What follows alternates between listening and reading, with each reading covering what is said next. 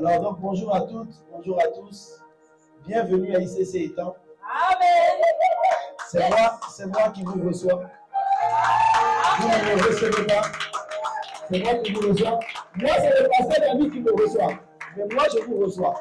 Amen. Alléluia. Acclame Dieu pour ta vie. Alléluia. Avant de commencer, j'aimerais, vous voyez, on le voit souvent quand on est à l'église, tous les orateurs, toutes les personnes qui prennent la parole, prennent le temps de bénir Dieu pour les pères. Et à chaque fois, je disais, mais en fait, j'ai l'impression qu'on les oblige à faire ça. En fait. Comme si s'il ne fait pas ça, il ne peut pas donner son message. En fait, la réalité, c'est que ce n'est pas une obligation. C'est parce qu'à l'intérieur de nous, on reconnaît vraiment que, ouais, on a vraiment été béni par ça. Vous voyez pas? Et je veux vraiment qu'on prenne le temps ce matin de bénir Dieu pour son serviteur, le pasteur David. Pour vous, c'est le pasteur David. Moi, c'est mon père. Voilà. Vous voyez? Quand je commençais le GI, on va en parler. Quand je commençais le GI, je fuyais. Vous voyez, je pense que toi aussi, tu vas dans le cas. Hein? Mais il y avait quelqu'un là, Jésus. C'est parce qu'il est là, je ne peux pas tout dire.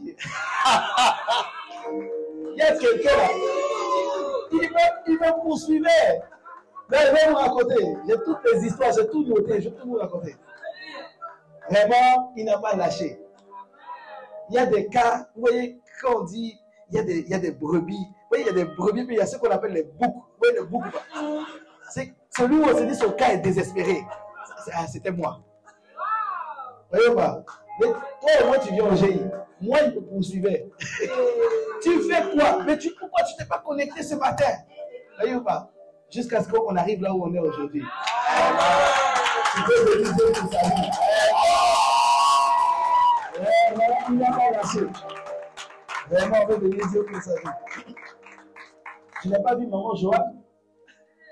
Mère Joëlla? Ah! Mère Joëlla. Vous voyez, quand on parle, on va parler de communion fraternelle tout à l'heure, mais quand on parle de communion fraternelle, je pense que la première personne, si je ne me trompe pas, la première personne qui m'a ouvert sa maison à ICC, c'est Pasteur David. Et je me souviens, quand je venais à la maison, maman Jo qui sortait, les plats qui déposaient, j'ai dit, hey, on dirait que je venais le voir souvent. Hein? Non, gloire à Dieu, vraiment, on peut bénir Dieu pour maman Jo. Vraiment, nous bénissons le Seigneur pour leur vie. Et j'aimerais que tu prennes le temps aussi de bénir Dieu pour son serviteur, l'apôtre Yvan. Vraiment. Vous voyez, si on a passé à David, c'est parce qu'il y a passé à Yvan. Vous voyez? Bénissons Dieu pour le pasteur Yvan. Son serviteur, je veux dire qu'il n'applaudit pas parce que c'est suspect aussi qu'il n'applaudit pas. C'est très suspect. Ok, donc tout le monde applaudit. Ok, gloire à Dieu. Tu peux prendre place en saluant ton voisin. Salue ton voisin. Et on va demander au chef, merci beaucoup. Vous aussi, vous pouvez partir. Bénissons le Seigneur. Alléluia. Alors ce matin, j'ai la lourde charge. Alors je ne sais pas comment je dois lire le chrono là. La sœur de la... C'est le temps que j'ai. C'est l'heure qui est. Ah, il y a plus une heure. Donc 10 heures. Ok. Parce que je me dis, ah, j'ai 11 minutes, Jésus. Ça va être chaud là, c'est 11 minutes, je dois dire tout ça. Ok. Est-ce que quelqu'un a sa Bible? Amen. Ce que je fais là, c'est ce qui m'a fait subir. Donc, quand je suis à la maison, je suis obligé, oui. Qu'est-ce que quelqu'un a sa Bible là? Est-ce que tu as ton bloc-notes? Est-ce que vous avez déjà vu les bloc-notes de Pasteur David? Ça, ce sont les habitudes. Nous, on a grandi avec les bloc-notes. Pasteur David, il dit, regarde le bloc-notes. Il y a telle thématique dans tel bloc, telle thématique. Je dis, oh, Jésus. Et après, il sort tout. Exactement. Et c'est une grâce. Vous ne vous rendez pas compte, c'est une grâce. Et vous voyez, je dois prêcher, mais si je n'avais pas eu l'habitude, je n'avais pas eu quelqu'un qui m'a bousculé pour apprendre à écrire. Je n'aurais pas rédigé. Oui, regarde, là, je viens prêcher et j'ai rédigé tout ça. Mais ça vient d'où? C'est parce qu'il y a des blocs-notes. Tu prends les blocs-notes, tu puises ici, tu cherches Dieu et à la fin, tu concoctes ton message qui est là. Donc vraiment, wow, gloire à Dieu. Alors ce matin, le Seigneur m'a mis à cœur de partager avec vous quelque chose. C'est une thématique qui est très importante. Ceux qui ont vécu l'époque des familles d'impact, à l'époque des RS, à l'époque ce n'était pas Pasteur David, c'était RS David, responsable de secteur. À leur époque, il y avait une expression qu'il utilisait tout le temps. Un tueur de géants. Tu dois devenir tueur de géants. Je ne sais pas si vous dites ça ici, mais nous, en tout cas, on a été bombardés. Vous voyez? Et donc, quand je préparais le message, je dis, Seigneur, il faut que on doit parler d'un sujet. Et je ne sais pas quelle est la thématique qu'il faut aborder. Vous voyez, quand on doit préparer un message, la difficulté, c'est que tu ne sais pas quelle thématique prendre. Donc, tu es obligé d'aller demander à Dieu, tu vois. Et quand on te demandait, le Seigneur m'a donné un thème. Et quand j'ai eu le thème, j'ai dit, ok, je vais le formuler, le laboratoire de fabrication des tueurs de géants. Tu vois? Donc aujourd'hui, tu vas découvrir qu'il existe sur la terre quelque chose, un laboratoire, un endroit où Dieu façonne des tueurs de géants. Peut-être que tu ne sais pas que ça existe, mais je t'informe que ça existe. Tu vois? Mais avant de parler de ça, avant de parler de cet endroit, de ce lieu où Dieu bâtit des tueurs de géants, j'aimerais te parler de quelque chose, d'une notion qui est importante et qui est très peu abordée dans l'Église. Vous voyez, si je demande ici, je vais faire le test tout de suite, si je demande qui a déjà reçu un enseignement sur la prière, lève la main.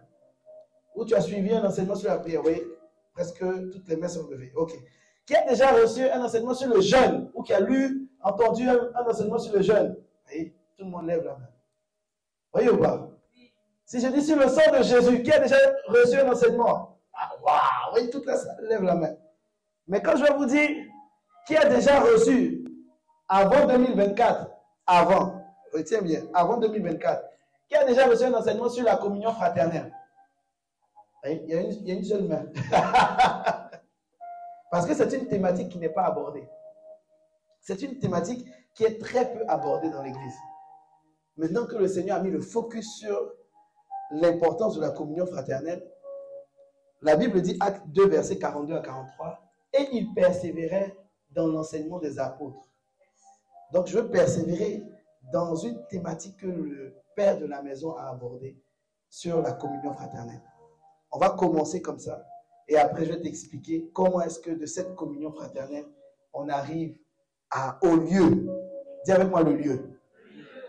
Où Dieu bâtit des géants. Des tueurs de géants. Alors, la communion fraternelle, si on parle de communion fraternelle, aujourd'hui, il y a quelqu'un, quand on dit communion fraternelle, il pense poulet. C'est vrai, c'est très vrai. C'est ça. Le problème, c'est que quand on dit communion fraternelle, toi, tu penses au poulet. Parce que, oui, il n'y a pas vraiment de confrat quand il n'y a pas de poulet. Alors, déjà, c'est vrai, j'ai oublié de faire ça. Moi, à la cité comme à Étang, moi, je suis à la maison. Tu as compris? Donc, il y a des choses qu'on doit retrouver. Tu vois? Quand ici, on a la DCA, gloire à Dieu. Tu vois? Il y a la DCA. Est-ce que quelqu'un de la DCA peut me dire bon, amen? Donc, s'il y a un glaçon à côté de toi, ce n'est pas grave. Toi, sois la bouilloire, tu vois. À un moment donné, le glaçon va fondre. Il sera obligé de rentrer dans les rangs. Donc, ne regarde pas ton voisin qui est glaçon, ce n'est pas grave. Nous, on a besoin des gens qui sont embrasés. Tu vois, acclame Dieu. Si ton voisin n'acclame pas, regarde-le. Tu fais ça. Voilà. C'est pas grave. Tu vas finir par acclamer. Le zèle de la maison du Seigneur me dévore. Voilà. Amen. Ok. Donc, quand on parle de communion fraternelle, ce n'est pas le poulet. Touche ton voisin, dis-lui, ce n'est pas le poulet. Ce n'est pas le poulet. Tu vois, dans la communion fraternelle, c'est d'abord l'amour. Dis avec quoi? Communion fraternelle, c'est l'amour. Tu vois, la communion fraternelle, c'est d'abord l'amour. Ce n'est pas l'amour dans la bouche. Tu vois? Non, il faut bien écrire ça. Ce n'est pas l'amour dans la bouche. Il y a des gens, on est ensemble. Ah, vraiment? Tu es, non, c'est mon frère, c'est mon frère. Dès que le frère a une difficulté, il dit, bon, quand tu finis ta difficulté, tu reviens comme ça, tu seras encore mon frère. Non, mais aide dans la difficulté. Donc, je ne suis plus ton frère. La communion fraternelle, c'est l'amour pratique. Quand on parle de communion fraternelle, on parle d'amour pratique, d'amour réel. Je ne peux pas parler de communion fraternelle à Étang si je ne manifeste pas l'amour pratique à Étang. Tu comprends ça? Ma soeur, j'habite pas loin de ma soeur. J'ai une voiture. Je dois venir au culte à Étang. Et quand je décolle de la maison, j'oublie de l'appeler pour venir. Avec moi,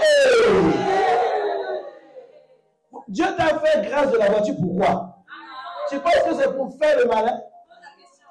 Vraiment. Il te donne la voiture pour que ta voiture soit une source de bénédiction. Quand Dieu te donne quelque chose, c'est pour que à travers toi, tu sois une source de bénédiction. Donc ce qu'il place entre tes mains doit devenir une source de bénédiction. Donc s'il te donne la voiture, c'est pour que la voiture soit une source de bénédiction. Maintenant, oui, tu peux avoir tes petites règles, tu vois. Par exemple, moi, dans ma voiture, quand quelqu'un veut monter, je dis, pardon, essaie de taper un peu les pieds. Surtout quand il n'a plus, tu vois. Essaie de taper un peu les pieds dehors. Hein. Mais je lui dis, c'est avec amour. Parce qu'après, quand il va partir, c'est dans l'amour du Seigneur que mon argent va sortir pour aller au lavage aussi. Tu vois. Donc, mais je lui dis quand même avec amour. Mais ça n'empêche que je dis à la personne de venir. Je vais chercher les personnes. Mais toi, tu as la voiture. Mais ta voiture reste dans... Tu sais, le culte est terminé avant que le pasteur David ne sache que j'ai acheté une nouvelle voiture. Je décolle rapidement, je m'en vais. Frère, c'est pourquoi? Dis avec moi, Dieu veut ta voiture. Hein? C'est lui qui te l'a donnée. Donc c'est pour que, à travers ta voiture, tu bénisses d'autres personnes. La communion fraternelle, c'est la manifestation de l'amour pratique. Et vous savez, quand Dieu donne quelque chose, il veut que cette chose se développe. Tu vois, Dieu donne des arbres sur la terre. Quand il donne des plantes, est-ce que tu as déjà vu une plante? Tu plantes une graine et puis, un an après, la graine qui était dans une terre fertile est restée graine. Tu as vu ça? Chaque fois, la graine va mourir pour laisser place à un arbre, à une plante qui va grandir jusqu'à devenir un arbre. Tout ce que Dieu crée est amené à se développer. Tout ce que Dieu donne est amené à grandir. On doit persévérer dans ce que Dieu donne. Et dans le livre de Actes 2, versets 42 à 43, la Bible dit « Ils persévéraient dans l'enseignement des apôtres, dans la communion fraternelle et dans la fraction du pain. » Ça veut dire que Dieu, pour la première église, Dieu a donné à la première église un critère pour réussir la communion fraternelle. Il a donné plusieurs critères. Acte 2, verset 42. Il persévérait dans l'enseignement des apôtres, dans la communion fraternelle, dans la fraction du pain et dans les prières. Ça, c'est plusieurs critères qu'il a donnés. Et si on lit 1 Timothée 4, verset 14 à 15, tu vas comprendre une clé. 1 Timothée 4, verset 14 à 15. Ne néglige pas le don qui est en toi, qui t'a été donné. Dis avec moi, le don qui m'a été donné.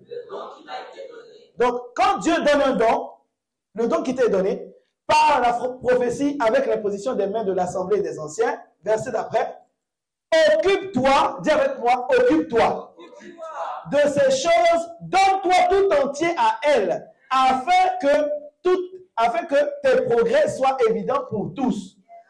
Quand Dieu donne, il dit, occupe-toi de ce que je t'ai donné. Il donne la communion fraternelle à son église.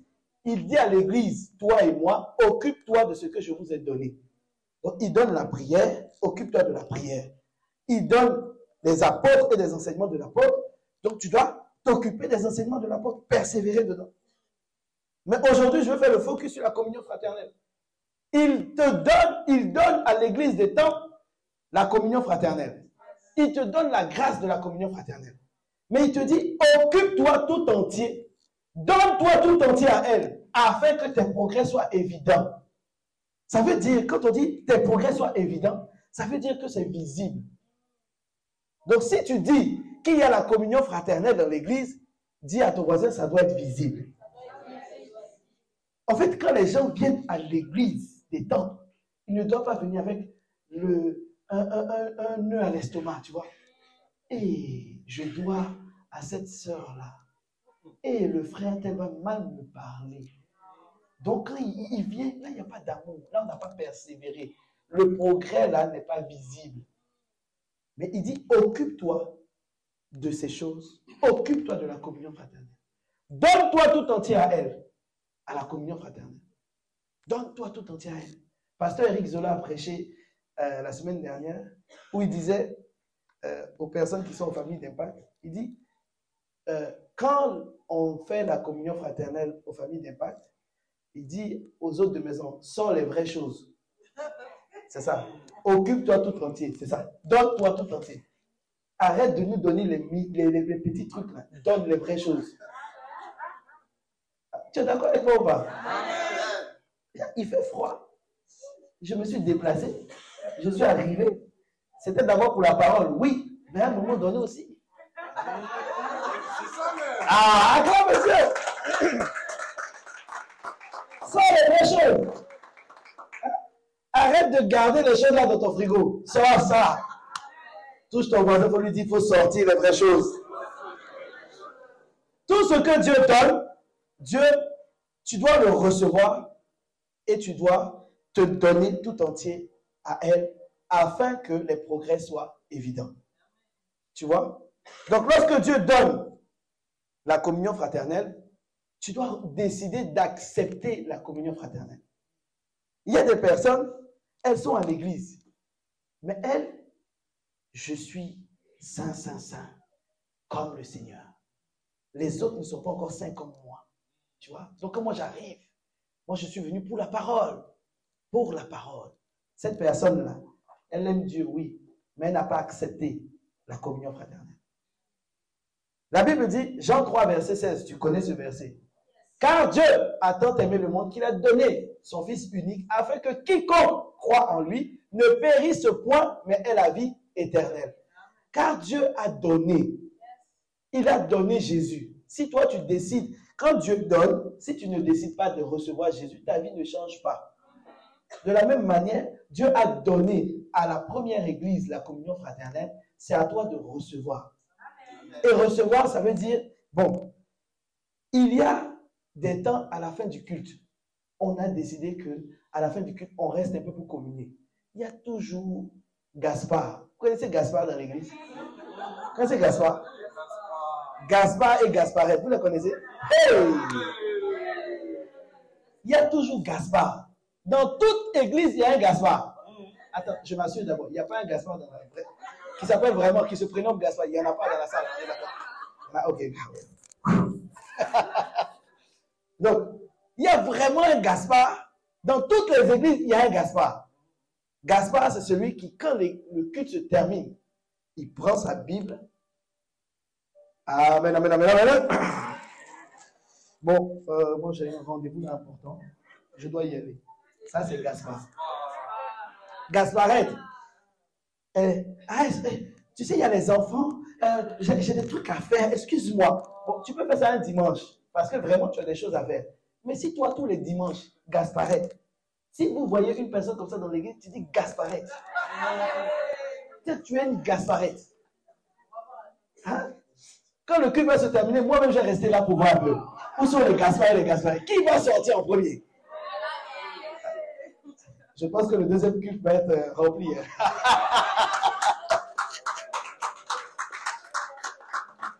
Tu vois, il faut, quand Dieu donne quelque chose, il faut persévérer dans cette chose-là. Vous voyez, est-ce qu'on a des couples mariés dans la salle? Un couple marié, madame et monsieur, vous êtes là. Ils sont où? Levez la main. Ok. Donc, vous voyez, pour ceux qui n'ont pas levé la main, que la grâce du mariage soit qu'on partage.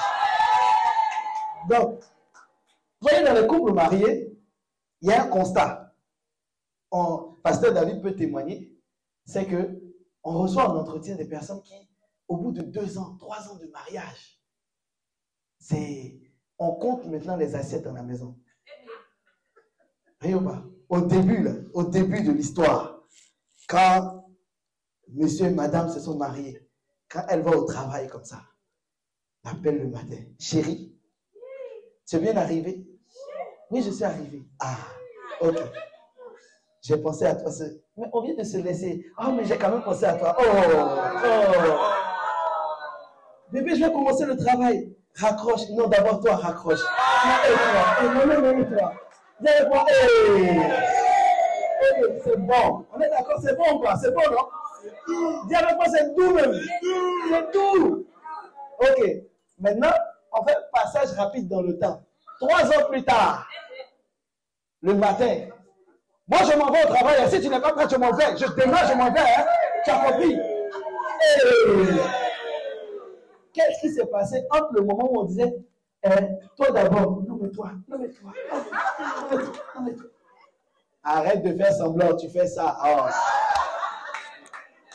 C'est ça le problème avec l'église. C'est que comme on est dans le cadre de l'église, tout le monde veut être spirituel. Alors qu'en réalité, tu prends ton téléphone, on sait que tu fais. Regarde ton voisin, faut dire on sait que tu fais. Pourquoi tu veux nous blaguer? Tu es là, tu parles.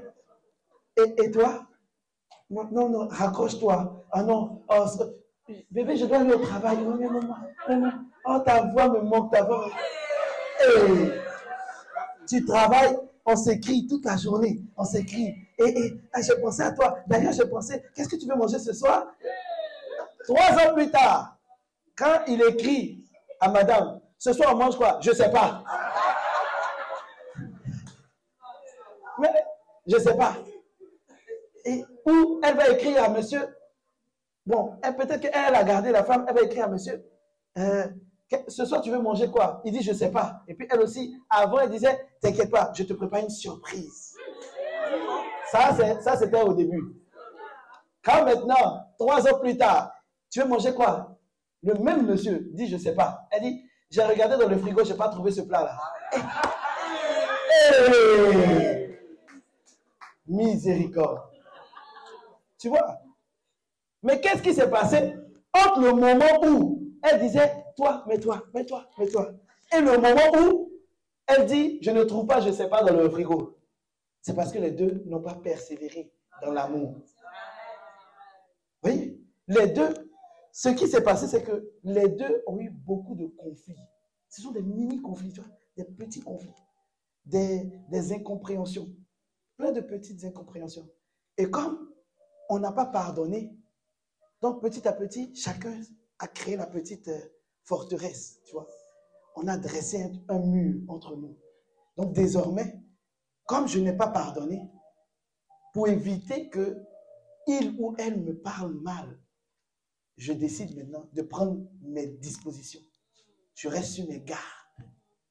Mais au début, tu disais, chérie, je pense à toi, je travaille, mais ton image est dans ma tête. Et aujourd'hui, c'est quoi cette image de ton visage dans ma tête? C'est quoi ça? Est-ce que tu vois? Parce que tu n'as pas persévéré. Vous voyez, dans la communion fraternelle, quand on parle de communion fraternelle, on parle d'amour pratique, oui, mais on parle aussi de capacité à pardonner. Tu vois? Pendant longtemps, quand on disait l'amour, moi je me souviens que j'étais au GI, le moins petit truc qu'un membre du GI fait, quand je veux agir net, à l'époque mon RS, c'était pas Pasteur David, c'était un autre RS, qui disait non, il faut manifester l'amour. Je dis, mais donc l'amour, on la supporte tout, quoi. Mais oui, oui, l'amour supporte tout. Oui, oui. Parce que s'il n'y avait pas des gens qui manifestaient l'amour qui supporte tout, nous, on ne serait pas là où on est aujourd'hui. C'est la vérité. Dans la communion fraternelle, il y a la capacité à savoir se pardonner mutuellement. La personne a fait quelque chose. Elle a fait quelque chose. Ça ne t'a pas plu. Ok, d'accord. Mais laisse tomber. Regarde ton voisin, il faut dire laisse tomber. Il y a des personnes, on est dans l'église ici, à Étang. Il y a des gens, ils se regardent. Mais si tu mets ta main entre les deux, hey, tu prends une balle perdue. Tellement, il y a la guerre. Celle-là, je ne sais pas pourquoi, mais je ne l'aime pas. Comment, genre, c'est elle seule qui aime se faire voir dans l'église. Hey, arrête de faire semblant, on connaît ça. Celle-là, je n'aime pas sa manière de s'habiller. Celle-là, je n'aime pas sa manière de parler. Parfois, même la personne ne t'a rien fait. Tu ne la connais pas, elle ne te connaît pas. Mais de loin, tu dis, je ne l'aime pas. Tu n'aimes pas pourquoi? Et regarde ton voisin, dis, tu n'aimes pas pourquoi? Tu n'aimes pas pourquoi? Hein? Tu n'aimes pas pourquoi? La personne t'a fait quoi?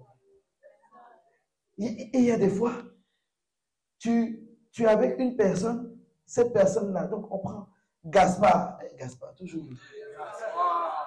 Gaspard a un problème avec Rigobert. Et toi, tu es dans l'église, Gaspard te dit, comme tu parles avec Rigobert, il te bouge lui aussi.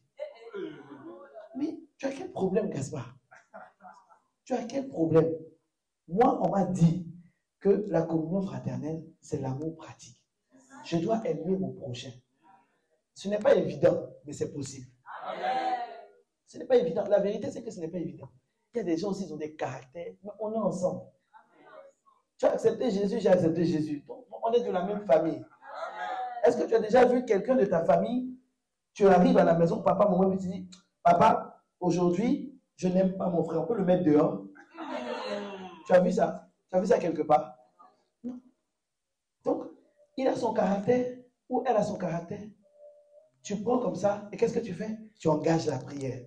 Amen. Tu engages la prière. Il y a des choses que tu vois chez la personne que tu n'aimes pas. Tu dis, ok, Seigneur, moi, je viens traiter avec toi. Parce que les choses naturelles sont dirigées par les choses spirituelles. Le visible est contrôlé par l'invisible. Donc, si j'ai traité son cas dans l'invisible, ça va se voir dans l'invisible.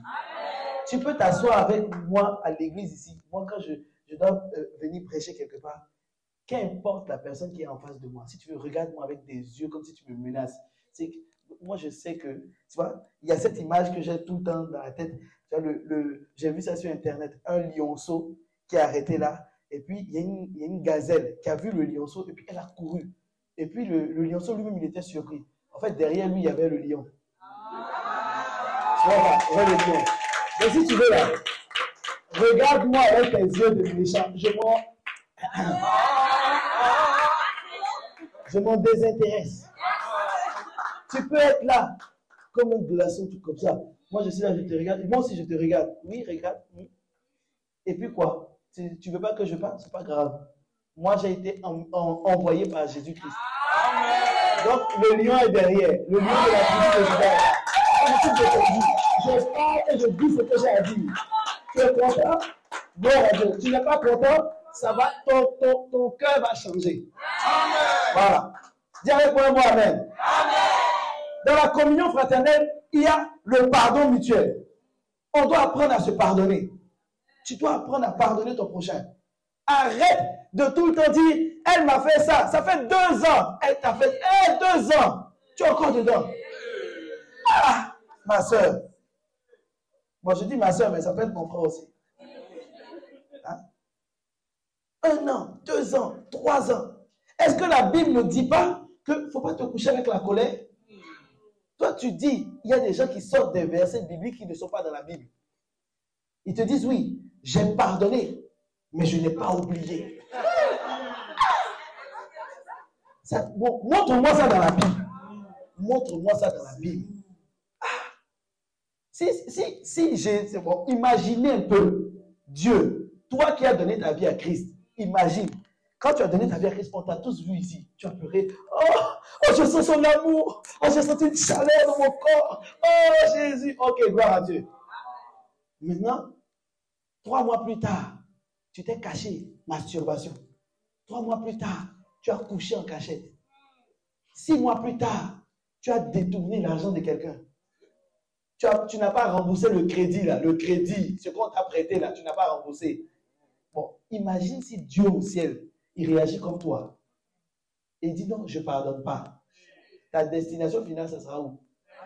L'autre côté. Je ne dis même pas son nom, l'autre côté. Mais lui, qu'est-ce qu'il fait? Il pardonne. Bon, la Bible dit, Philippiens 5, verset 2.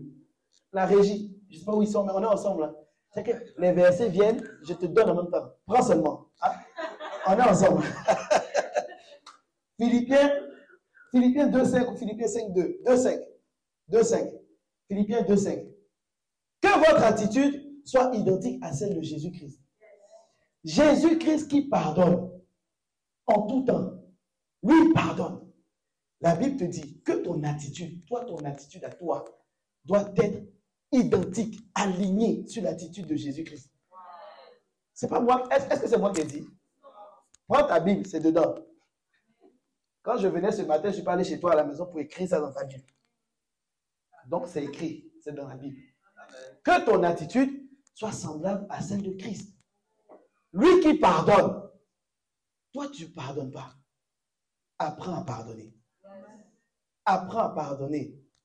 Je te demande pardon. Pardonne. Il faut apprendre à pardonner. C'est quand tu vas pardonner l'autre que tu vas voir qu'en fait, il y a quelque chose de bon que Dieu a placé cette personne-là à côté de moi, autour de moi, parce que cette personne va contribuer à quelque chose dans ma vie. Le diable te place en toi la graine du manque de pardon pour que la bénédiction que cette personne doit être pour toi, cette bénédiction-là ne t'atteigne pas. Tu vois? Ne tombe pas dans cette ruse du diable. Regarde ton voisin, il faut dire ne tombe pas, ne tombe pas. Pardonne. Pardonne à ton père, pardonne à ta mère. Parfois, chacun de nous, on a des histoires compliquées. Compliquées. Tu as des parents. Tout le temps, quand je fais les entretiens, là, je dis, hey, les mamans là, les mamans, les mamans, les mamans. Mon fils, pasteur, il faut lui parler. Mon fils me manque de respect. Quand je prends l'enfant en entretien, je parle avec lui. Tu écoutes l'enfant, tu te dis, ah. Tu prends les témoignages à côté, tu te dis, ah. Au sujet de l'enfant, tu comprends que la maman n'a pas compris qu'il est aussi écrit dans les Écritures, parents, n'irritez pas vos enfants. Non, mais elle n'a pas vu ce verset. Elle a juste vu le verset au nom de ton père et ta mère. Dites qu'un parent aille lire dans sa Bible que c'est écrit parents, n'irritez pas vos enfants. Donc tu es là tous les jours. Tu écoutes l'enfant te dit, ah, elle m'a demandé quelque chose. Je lui ai dit, ah, maman, attends, je finis de faire cette chose. Elle dit, donc moi, ta mère, je te parle, mais aujourd'hui, tu es occupée. Hey, maman. Ah, maman, toi aussi. Maman, le jeune homme, j'ai un jeune que j'ai reçu en entretien à la Cité Royale. Sa mère est venue, elle m'a raconté, quand tu écoutes la maman, tu dis, oui, je m'apprête à recevoir un brigand en entretien. Et elle dit, lui là, il n'écoute plus sa mère, hein, pasteur, il n'écoute plus. Je dis, ok, je vais recevoir votre fils. Le même dimanche, elle appelle, comment elle a pris son téléphone? Ah, j'ai parlé avec pasteur Serge, il dit de venir dans son bureau. Il faut venir maintenant, il va se parler, viens. Je m'attendais vraiment, vous voyez, à voir un jeune, ou quand même je le vois, rien que l'apparence, elle a dit, ouais, le cas est compliqué. J'arrive, je vois un jeune, il est tout calme, il arrive, il dit, bonjour pasteur. Je dis, bonjour, assieds-toi. Donc on commence à discuter, on prie, on commence à discuter, on parle. Le jeune homme travaille.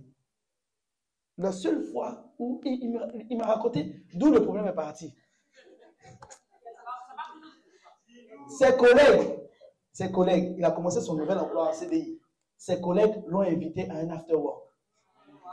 Maintenant, comme les mamans, nous bénissons Dieu pour les mamans. Hein? Mais elles ont leurs horaires de quand tu as 5 ans. Donc, le jeune a 23 ans. 23 ans. Il aurait pu prendre son appartement. Il décide de rester à la maison. J'ai écouté, je vous raconte l'histoire, c'est important. Il est à la maison avec la maman. La maman, avec son petit travail, elle a élevé le petit. D'accord? Le jeune homme, il a 23 ans. Il contribue aux charges de la maison. Écoutez, hein, il contribue aux charges de la maison. La seule fois, il est allé en after work. Il a dit à maman, ah maman, ça va s'étaler un peu, je vais rentrer à 22h. Elle dit, ah, ça c'est les mauvaises fréquentations, ça. Moi, je ne t'ai pas élevé comme ça. Maman. Ah. Donc, le jeune homme, on s'assoit, je dis, ah. Bon, quand il m'a raconté, je dis, ah, non, si c'est vraiment ça, c'est compliqué quand même. Donc, quand il arrivait pour me voir, il est venu avec un autre jeune de la cité que je connais bien. Donc, je dis, ok, on va prendre le temps de prier et je vais vous recevoir dimanche prochain. Et donc, je demande au jeune qui l'a accompagné. Il me dit, celui-là, on bénit Dieu pour sa vie à l'EJP, l'église des jeunes. Il est diligent, il est sérieux, il est tout. Mais, et puis, le même jeune dit, mais même les activités de l'église, sa maman, elle rentre à la maison, elle appelle. Il faut rentrer maintenant, tu as trop duré à l'église. Donc, le dimanche d'après, quand j'ai reçu la maman, elle venait. Vous voyez, quand les mamans croient qu'elles ont raison, là, elle vient comme ça. Après le culte, elle est sur sac. Pasteur, dis-moi maintenant où on en est avec son cas. Parce que j'ai trop parlé. Moi, je suis fatigué de parler avec lui. Mais je l'ai ramassé. J'ai ramassé la maman bien comme il faut. Je lui ai dit, maman, c'est un adulte que tu as dans la maison. C'est un homme. Tu ne peux pas parler à un enfant comme tu parles à un enfant de 5 ans, tu parles à un enfant de 23 ans. Elle était là comme ça. Finalement, toi-même, tu es un pasteur jeune un peu.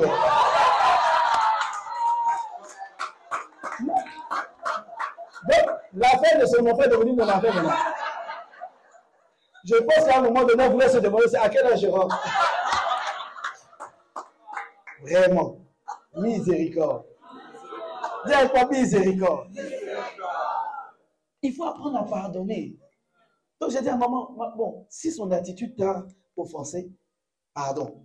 J'ai dit au jeune homme aussi, pardonne à ta mère. Parce qu'à cause de ça, il a décidé qu'il allait quitter la maison. Il voulait prendre son studio, son appartement. Et je lui ai dit, jeune homme, écoute-moi. Bon, si déjà 22h, ta maman ne tient pas, et quand tu vas lui dire, tu t'en vas. Tu veux tuer la femme là ou quoi? Je dis, on va aller en douceur. Avec elle, on va aller en douceur. Donc, j'ai parlé avec la maman. J'ai dit, maman, il faut comprendre qu'il a 23 ans. Il n'a plus 5 ans. Tu vois, il y a des règles. Ça s'applique jusqu'à un certain moment où on commence à devenir flexible, quoi. Il faut apprendre à faire confiance. Donc, elle était là. Oui, mais pasteur, tu vois, moi, je ne les ai pas élevés comme ça. Tu ne l'as pas élevé comme ça. Donc, after work, on t'a dit, il y a des démon là-bas, quoi. C'est quoi ton problème? Donc, du coup, est-ce que tu as pensé au fait que s'il ne participe pas à ça, il ne va pas s'intégrer à son entreprise? Tu as pensé à ça aussi? Oui, mais là-bas, il va boire. Je dis, mais quelle éducation tu lui as donnée? Si tu as confiance dans l'éducation que tu lui as donnée, il ne va pas venir sur à la maison.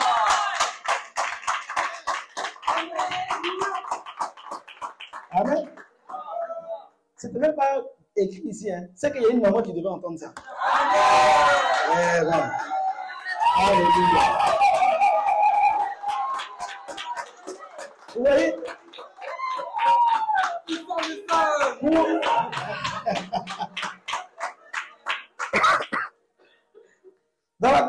Dans la communion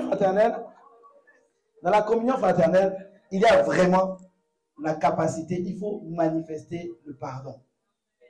Vous voyez? Il faut pardonner. Dis à ton voisin, il faut pardonner. Vous voyez, si deux personnes, il y a quatre choses que tu dois noter au sujet de la communion fraternelle. La première chose, 4 choses à savoir au sujet de la communion fraternelle. La première chose, c'est que dans la communion fraternelle, ta vie devient utile pour l'autre. Et là, maintenant, je vais vous raconter l'histoire du pasteur David. Dis-nous. Vous voyez, j'ai rencontré votre pasteur au GI de Neuilly-Plaisance, dans le 93. J'étais jeune, étourdi. Vraiment, j'étais... Vous voyez, je sortais du monde, quoi. Vous voyez? Donc, je suis sorti du monde, mais le monde n'était pas sorti de moi encore. Donc, vous voyez ou pas? Donc, quand je viens au GI, c'était le RS. Donc, il n'était pas dans le GI. Il tournait. Il faisait la tournée des familles d'impact. Et un jour, on se croise au GI. Et ce jour-là, il me dit, on parle. Il prend mon numéro. Et je ne sais pas qu'est-ce qui l'inspire. Vraiment, il décide maintenant qu'il va m'appeler. Donc, je dis, mais le gars là, il me veut quoi? C'est quel gars il t'a vu une fois, tous les jours, il est dans ton téléphone, mais il me veut quoi? Tous les jours, il est là. Oui, alors, comment ça va? Et ta vie de prière? Et ceci, et cela. J'ai dit, mais c'est compliqué cette affaire. Alors que moi, quand je venais au GI, la vérité, c'est que je venais, je ne prenais pas la chose au sérieux. Et ça m'énervait même de venir au GI. Non, pour être transparent, c'est que je me dis, je finis ma journée de travail, et puis je vais aller encore écouter quelqu'un bavarder dans mon oreille. Non, ça m'énervait même. Non, la vérité, je préfère rentrer à la maison, mettre Netflix, tu vois, poser au calme, et puis je suis tranquille. Plutôt que d'écouter quelqu'un, il parle, bon, ce qu'il me dit là, c'est ce qu'on a déjà dit dimanche. Donc, je sais pas, il m'apprend quoi de nouveau? J'avais tout ça dans ma tête, quoi. Et lui, il ne me lâchait pas. Tous les jours, il dit, tu as pu aller au GI aujourd'hui. Et ce qui est bien, c'est qu'il ne m'a jamais dit, comme tu n'es pas parti, toi là, tu vas périr. Non. Chaque fois, il était là. Et comme j'étais de passage en Île-de-France, il m'a encouragé à faire le 101, le 201. J'ai fait 101, 201. Et quand je suis parti à Dijon, les amis, vraiment, c'est le Seigneur qui lui a parlé. Vous voyez?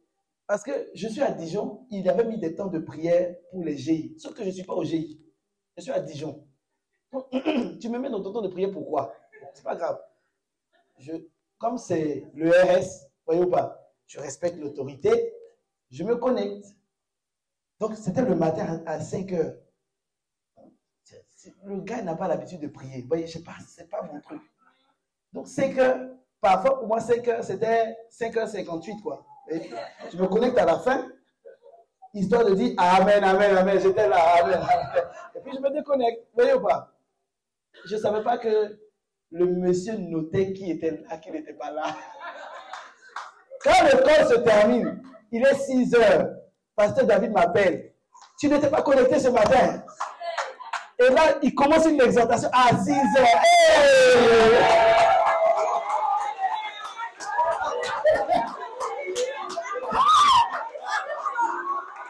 À 6 heures. Dans mon cas, je dis, mais lui, là, il n'est pas fatigué ou pas? Ils ont prié 1 heure là-bas et il vient me fatiguer encore. À 6 heures, oui, tu vois, David, si tu veux devenir comme David, là, tu es de géant, ma chère, et tu dois mouiller le maillot. Là, je dis, des fois, je prends mon téléphone, je mets sur mon parler, puis je fais autre chose. J'ai dit, en plus, à l'époque, je considérais qu'il parlait beaucoup. J'ai dit, il parle beaucoup, il me fatigue. C'est quoi ça même? Après, il me dit, je suis à Dijon. Il m'écrit. Il me dit, oui, est-ce qu'il y a ICC à Dijon? Il n'y a pas ICC à Dijon. Il dit, mais est-ce que tu sais que Dieu peut passer par toi pour implanter ICC? J'ai dit, le gars, il a plus confiance en moi que moi-même. J'ai dit, bon, ok. Il me dit, oui, non, commence déjà, commence à prier pour ça. Ok, je me mets à prier pour ça. Après, il me dit, oui, analyse un peu la situation de la ville. Donc, j'analyse combien d'églises évangéliques, tout ça, je lui envoie. Après, quand je dis, il ne me lâche pas, je dis, mais Seigneur, c'est qui tu as mis comme ça dans ma vie là? C'est qui ce gars-là? Il me poursuivait. Un jour, il m'a dit, on a commencé le GI à l'époque, on appelait ça les groupes d'impact. Commence le groupe d'impact, et le groupe d'impact était vide, il n'y avait personne. À Dijon, il n'y avait pas des gens qui n'y avaient pas. Donc, je suis là, je dis, le gars, il m'a mis dans les problèmes, en fait. Maintenant, toutes les semaines, j'ai l'obligation de tenir un GI. Moi qui n'aimais pas le GI déjà à l'époque, mais en fait, ça m'a appris que, en fait, c'est comme si, à travers lui, le Seigneur voulait m'apprendre que, tu vois, quand tu ne venais pas au GI, tu vois comment ça fait mal au pilote. Tu vois? Parce que quand les gens ne venaient pas, dans mon cas, je dis, ceux-là, ils ne sont pas affermis. Ils ne sont pas affermis. Je les ai appelés toute la semaine. Ils m'ont blagué au téléphone qu'ils viennent jeudi, ils ne viennent pas. Ça, c'est quoi ça? Et après, bon, petit à petit, le GI grandit. Et maintenant, on décide qu'on va passer à la dimension. Encore passer à la dimension église dans ma tête. J'ai dit, quand il m'a dit, où vit l'église? J'ai dit, pasteur. À l'époque, il était devenu AP. J'ai dit, AP David. Vraiment, moi, je n'ai pas l'ambition de devenir pasteur. Tu vois? Il y a des gens, Dieu les a appelés pour ça. Moi, là, je vais faire mes études. Moi, j'ai expertise comptable. Tu vois, donc ton histoire, là, tu me fatigues avec ton histoire. Il me dit, d'accord, mais ouvre quand même ta salle. C'est comme si tout ce que je lui ai dit, là. D'accord. Il dit, j'ouvre la salle. On a pris une salle dans une communauté catholique. Je l'appelle, je dis, mais bon, tu m'as dit d'ouvrir. Sur ta parole, j'ai ouvert. Mais l'église est vide. Les gens ne viennent pas.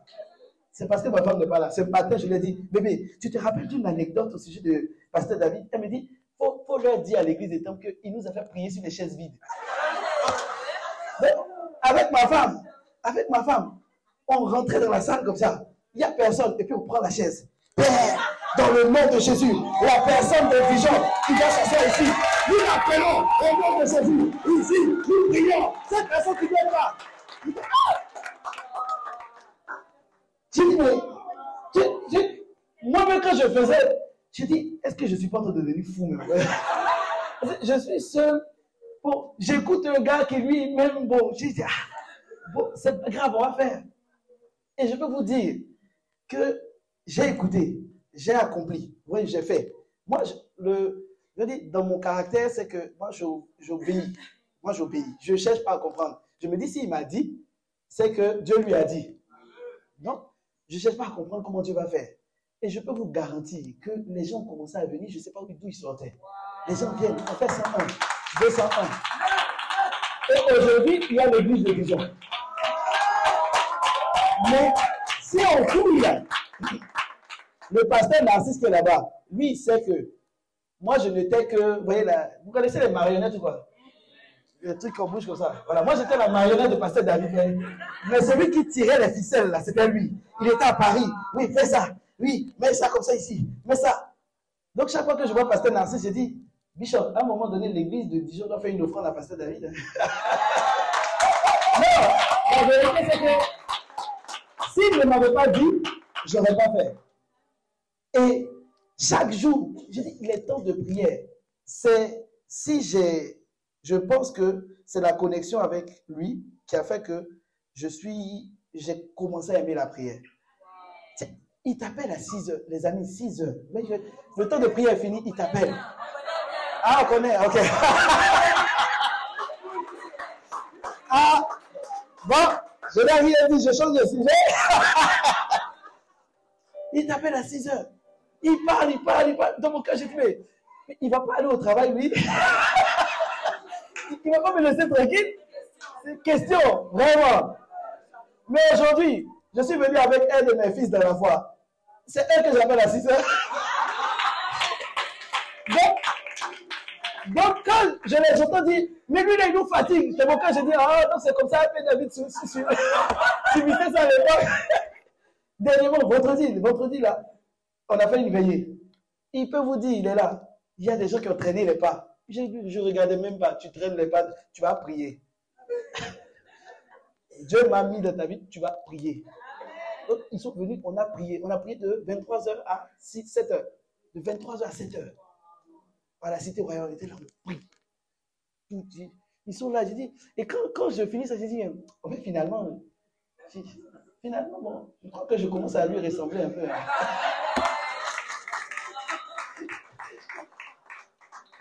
Ta vie dans la communion fraternelle, ta vie doit être utile pour l'autre. Tu vois? S'il n'y avait pas eu, tout à l'heure, je dis, s'il n'y avait pas pasteur Yvan, il n'y aurait pas eu pasteur David. Mais moi, j'ai l'habitude de dire, s'il n'y avait pas Pasteur David, il n'y aurait pas eu moi. Aujourd'hui, il a été, c'est plus lui qui me suit de près. Aujourd'hui, je suis connecté à Pasteur Jesse dans le cadre du ministère et tout ça.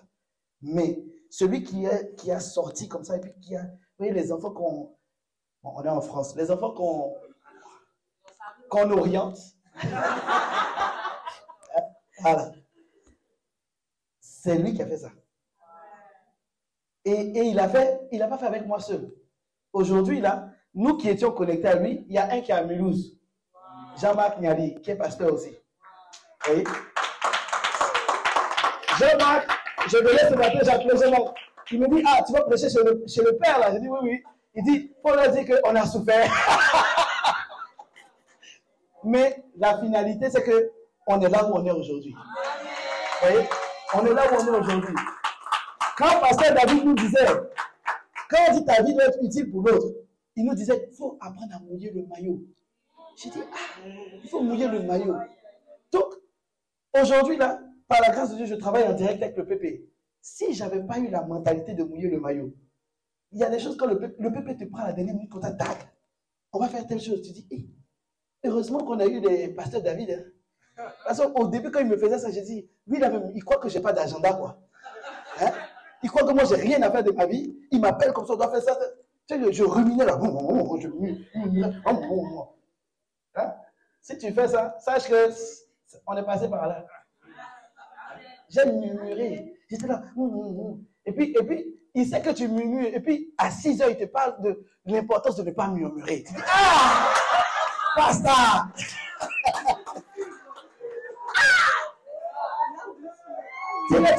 Dans ton cœur, tu dis, mais ce gars-là veut vraiment. Dans la communion fraternelle, deuxième clé, deuxième point. Dans la communion fraternelle, chaque membre du corps est responsable et se sent engagé dans le développement de l'autre. Quand on parle de développement, ça veut dire qu'il y a un niveau auquel tu opères. Et celui à qui Dieu te connecte, Dieu veut qu'il opère dans cette dimension-là aussi. Il y a une expression que Pasteur David utilisait. Comme je suis là, c'est parce qu'il est là que vous allez croire que comme il est là, je parle de lui. S'il n'était pas là, j'allais bien vous dire des choses. Je reviendrai. Il nous disait à l'époque, vous devez être des pyromanes spirituels. J'ai dit, j'ai dit, mais des génocidaires. J'ai dit, c'est quoi ça? J'ai dit, mais il sort ces expressions-là d'où? Mais en fait, aujourd'hui, demandez à ceux que je suis aujourd'hui. Moi, je ne blague pas. Quand je m'aurais prié, non, je ne blague pas. C'est que si tu es possédé, tu es dans le temps de prière, mon ami, l'esprit qui t'anime ne va quitter là. Il y a des choses qu'on doit accomplir, on n'a pas le temps de jouer avec les démons, on les massacre. Mais cette mentalité-là, s'il n'avait pas tous les jours dit, il faut être un pyromane. Quand il disait pyromane, je dis, moi, je vais aller mettre le feu où? On est en France, on va le mettre en prison. Qui est fou? Non. Pyromane spirituel, ça veut dire tu dois avoir la sainte colère contre les oppressions, la sainte colère. Je dis, ah, et puis il parle, toi tu dis, ah, mon gars, tu me fatigues. Mais il a insisté. Et finalement, c'est rentré. Il s'est senti responsable et engagé dans le développement de la vie de prière des personnes qui suivaient. Ce matin, j'en parlais à Jean-Marc, on était dans la voiture. Je lui disais, Bishop, tu te souviens, à l'époque, on l'appelait Apédam. Quand ton téléphone sort, tu vois Apédam, David, tu dis Jésus. Si tu as quelque chose à faire dans les 1 heure qui suivent, décale, reprogramme.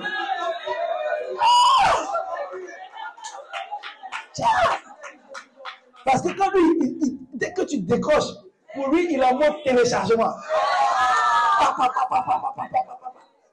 Aujourd'hui, quand j'appelle, moi aussi à la Cité Royale, quand j'appelle, quand les gens voient mon numéro, ils disent, hey, je suis pasteur, ça m'appelle. C'est comme ça. En fait, c'est quand tu es tellement rempli, Dieu te dit, tu es responsable de la vie de l'autre. C'est ça la vraie communion fraternelle. Dans la communion fraternelle, 3e point, il y a des échanges. Quand on dit échange, on parle d'écoute et de parler. Hein, les hommes. Écouter et parler. Qu'une femme dit avec moi parler. Les hommes, ce sont les maîtres du silence. La femme parle à la maison. Moi-même, je fais aussi, bon, ensemble. D'accord. Ok. Non. Dans les échanges, dans la communion fraternelle, tu dois parler avec l'autre. Tu dois parler. Parler, ça veut dire j'écoute ce que la personne me dit. Et puis, j'interagis avec lui par la parole. Et ce donne des échanges de qualité. Moi, j'appelle, il y a un principe que ça fait l'objet d'une formation que je dois faire avec les tutorés. J'ai un principe que j'appelle le principe du temps dédié. Le principe du temps dédié, ça veut dire que quand je fais quelque chose, je dédie entièrement mon temps à ce que je suis en train de faire. Tu vois? Donc là, je suis en train de prêcher. Si tu veux, appelle-moi pour un problème. Mon téléphone n'est même pas sur moi. Donc, je ne sais pas. Mon temps est dédié à la parole que je dois relâcher. Quand je serai en train de rentrer, si tu m'appelles aussi, mon temps est dédié. Peut-être je serai au téléphone avec ma femme. Donc, quand je suis avec elle, je suis 100% avec elle. Je ne suis pas 80%. Tu vois? De la même manière, quand tu as des échanges avec ton frère, ta soeur, ce n'est pas pendant que la personne parle, tu as ton téléphone dans la main. D'accord. Ah, ok. Ah bon? Non, ça c'est pas. Quand tu fais ça, la personne ne se sent pas respectée. Surtout si tu es responsable, c'est grave. La personne se dit, mais en fait, la personne se dit, je ne peux même pas te parler parce que j'ai l'impression de ne pas être écouté. Donc, toi qui es dans cette salle, pratique le temps dédié. Quand tu parles avec ton frère, tu parles avec ton frère. Parfois, quand tu pratiques réellement le temps dédié, ce qui se passe, c'est que comme la personne sent que tu es focalisé sur elle, ce qui se passe, c'est que la personne se confie à toi. Elle sait que, il m'écoute, donc je peux lui dire les choses. Quatrième point, dans la communion fraternelle, et ça, ce point-là, c'est là où tout le monde pratiquement échoue, c'est qu'on doit avoir la même disposition de cœur. Et quand on parle de communion fraternelle dans l'Église, la disposition de cœur doit être orientée sur le fait qu'on doit emmener tout le monde à devenir disciple de Christ. Donc tout ce que je fais, tout ce que je dis, c'est pour emmener la personne qui est avec moi à devenir disciple de Christ. Vendredi, quand on a fait notre temps de prière, veillée de construction et tout ça, il y a un frère à qui j'ai demandé de faire un exercice d'exhortation. Et dans l'exercice d'exhortation, il a sorti, bon, je suis allé regarder sur ChatGPT, j'ai regardé ici et ici, et il sort, il dit des trucs comme ça, et puis il dit, donc voilà le message que j'ai préparé. Et puis je lui ai dit, tu sais, la Bible dit, tout m'est permis, mais tout n'est pas utile. Tu vois? Comment tu as cherché pour préparer ton message? Si ça n'édifie pas l'autre, ce n'est pas la peine de sortir. Quand je pratique, quand je dois emmener quelqu'un à devenir disciple, il faut que tout ce que je pose comme acte doit l'emmener à devenir un disciple de Christ. Donc, il y a des choses que parfois tu vas éviter de dire parce que tu veux que la personne soit disciple. Tu vois? Tout est permis, mais tout n'est pas utile. C'est important. Dieu veut que les gens soient sauvés. Dieu veut que les hommes soient sauvés et qu'ils deviennent des disciples. Il veut, et le disciple, c'est celui qui est le disciple. C'est celui qui est à l'image. Parce que quand on dit disciple, ça veut dire qu'il y a un maître. Tu es d'accord avec moi ou pas? Or, Jésus est le maître. Donc, quand on dit disciple de Christ, ça veut dire qu'on suit tous un seul et même maître, le Christ. Tu es d'accord avec moi? Jésus est un tueur de géants. Regarde ton voisin, il faut dire, Jésus, c'est un tueur de géants. Tu vois? C'est un tueur de géants. Donc, si tu dois emmener quelqu'un à devenir disciple, tu dois faire de cette personne un tueur de géants. Donc, il y a tout en lui que tu dois changer, à commencer par son système de pensée. Quand je faisais les temps de prière vendredi, à la fin, beaucoup m'ont dit que, en fait, prendre le micro devant des gens, ils ne se sentent pas légitimes. Ils ne se sentent pas capables de le faire. Et j'ai dit, en fait, ça, c'est un système de pensée qu'on va travailler. Parce que pour que tu deviennes un tueur de géants, le premier géant que tu dois tuer, c'est l'intimidation. Il y a des gens, quand ils sont assis comme ça dans la salle, je peux vous dire, vous ne me voyez pas, moi je suis là, je vois. Il y a des gens, quand ils te regardent, tu as juste envie de dire, bon, si c'est pour me regarder comme ça, votre affaire là, je dépose le micro, puis je passe à autre chose. Mais les forteresses de l'intimidation sont tombées. Amen. Regarde-moi comme tu veux. Regarde-moi bien. Ça n'intimide personne. Amen. Moi, ça ne m'intimide pas. Parce que celui qui est en moi est plus fort que celui qui est dans moi. C'est plus détendu. Tu comprends? Mais ça, pour arriver à ce niveau-là, c'est parce qu'il y a quelqu'un qui a pratiqué la communion fraternelle avec moi. Il n'a pas été le seul, mais il a contribué, mais a grandement à bâtir la personne que nous sommes aujourd'hui. On est plusieurs, il y a plein, si je vais vous citer là, nous qui avons souffert. Plusieurs. Mais c'est comme, vous voyez, quand tu trouves un diamant brut, pour que ça devienne le diamant qui a sur une bague, il faut tailler. Et tailler là, ça ne fait pas plaisir. Donc il fallait tailler. Des fois aussi, quand il te reprenait comme ça, quand Pasteur David te reprend, toi-même tu te poses la question, est-ce que moi-même je crois en Dieu en fait? Qu'est-ce que je fais en Jésus? Tu vois ou pas? Mais en fait, c'est parce qu'il y a des choses qu'il fallait qu'on comprenne. Parce que toi, tu ne sais pas où tu vas te retrouver demain. Tu vois? Moi, je ne pensais pas qu'un jour, je n'allais plus être connecté à lui tous les jours, H24. Aujourd'hui, je suis à la cité. Lui, il est étant. Mais s'il n'avait pas forgé un caractère, il y a des choses que tu vis à la cité. Si tu n'as pas un certain caractère, on est ensemble. Il y a des fois, le pépé, quand il ramasse comme ça, c'est le père. Le père, quand il y a des choses qui ne vont pas, c'est pas...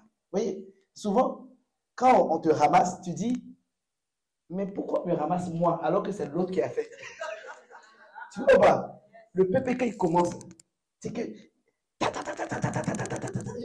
Tu dis, ah! Mais ça, c'est parce que si on ne t'avait pas ramassé avant, tu n'aurais pas compris ça. Donc, regarde ton voisin, il faut dire, on doit te ramasser. Non, on doit te reprendre. Non, dis bien. Parce qu'il y a des gens, quand on les reprend un peu, il n'y a pas d'amour dans l'église. Non, c'est l'amour pratique aussi. On te reprend et on t'explique. Bon, il y a des gens aussi, ils reprennent juste pour établir leur autorité. C'est pas ça. Quand on dit on te reprend, on t'explique pourquoi est-ce que c'est pas bien. Et puis on te montre la voie à suivre. Tu vois? On t'a repris. Tu comprends ça? Donc apprends. Il faut accepter qu'on te reprenne. C'est important. Ça fait partie du ministère. Et tu vois, Jésus, c'est un tueur de géants. Pasteur, il me reste combien de temps? Moi, je ne lis pas l'heure. C'est fini? Le temps est fini?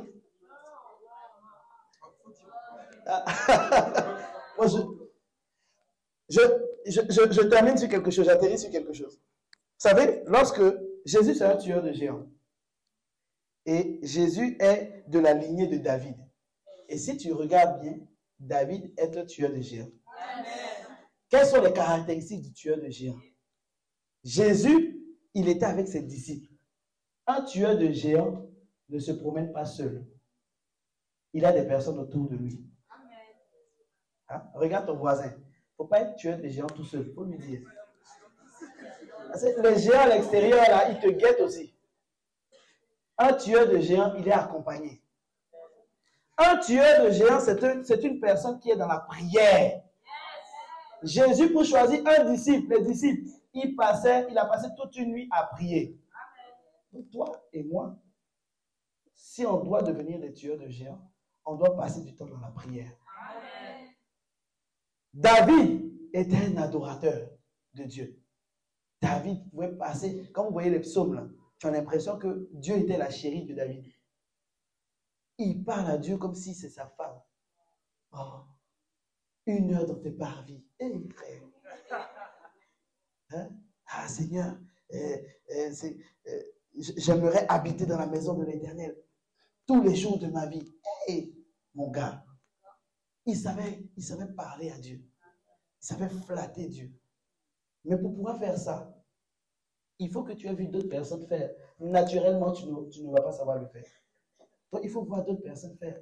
Voilà pourquoi le Seigneur a créé une plateforme qui n'est pas née à ICC. Vous voyez, la plateforme n'est pas née à ICC. C'est une plateforme, quand tu regardes les grandes églises, comme l'église de Yongisho, ce sont ces églises-là qui ont commencé. La plateforme des familles d'impact. Tu vois, dans les familles d'impact, tu vas retrouver des personnes qui, elles, ont, dans la famille d'impact, tu as tous les niveaux. Tu as le bébé spirituel et tu as le cocoba. Le cocoba. Celui qui veut te dire qu'il a écrit la Bible avec les anciens. Tu as ça aussi. Tu vois? Tu as tout dans la famille d'impact. Maintenant, on doit apprendre à vivre ensemble. On doit apprendre à vivre ensemble. Ici à l'église, quand le culte se termine, tu ne peux pas parler avec tout le monde. Mais à la famille d'impact, tu peux parler avec tout le monde. À la famille d'impact, c'est là où tu vis la véritable communion fraternelle. Où tu dois apprendre à pardonner. C'est à la famille d'impact que ça commence. Tu sais pourquoi? Parce que si tu ne t'entends pas avec quelqu'un, jeudi prochain, elle est là. Tu vas subir la personne. Donc, au bout d'un moment, tu es obligé de pardonner. Alors que si c'est ton frère qui habite aux États-Unis, tu dis, bon, comme on ne se voit plus, c'est pas grave. Mais à la famille d'impact, tous les jeudis, il est là, dans ton nez, là, devant tes yeux. Tu le vois. Tu ne peux pas lui dire qu'il parte. Mais vous êtes là. C'est à la famille d'impact que tu apprends à partager tes défis. Tu apprends à ne plus être seul dans ton coin. Ah, mais moi, quand je traverse des situations difficiles, je préfère me mettre de côté. À la famille d'impact, tu vas tellement sentir l'amour que tu vas parler de ton défi au pilote. Tu vas lui dire, ah, voilà, je traverse telle situation. C'est à la famille d'impact que les gens vont prier pour toi et avec toi. Si tu viens me demander à la fin du culte, pasteur, on peut prier ensemble, je te dis, frère, je n'ai pas le temps. On peut prier là, aujourd'hui. Je te tiens la main, on prie, gloire à Dieu. Mais pour persévérer avec toi jusqu'à voir la manifestation, il faut que je sois avec toi tous les jours. Sauf que je ne suis pas avec toi tous les jours. À la famille d'impact, il y a toujours quelqu'un avec qui tu pourras prier. Amen. Tu comprends ça? Dieu a institué les familles d'impact pour t'apprendre à parler en public. Tu sais ça? Apprendre à parler comme ce que je suis en train de faire là, ce n'est pas venu comme ça. Ça commence quand tu apprends à parler devant 2 personnes. Après, la famille grandit. Dans ton cœur, tu dis, Seigneur, arrête de faire venir les âmes. Parce que là, on commence à devenir nombreux. Puis après, tu parles devant 10, 12, 15, 20, 30. Le jour où on te donne la parole en public, on ne comprend pas pourquoi tu es à l'aise. Mais tu as appris ça où? Au GI.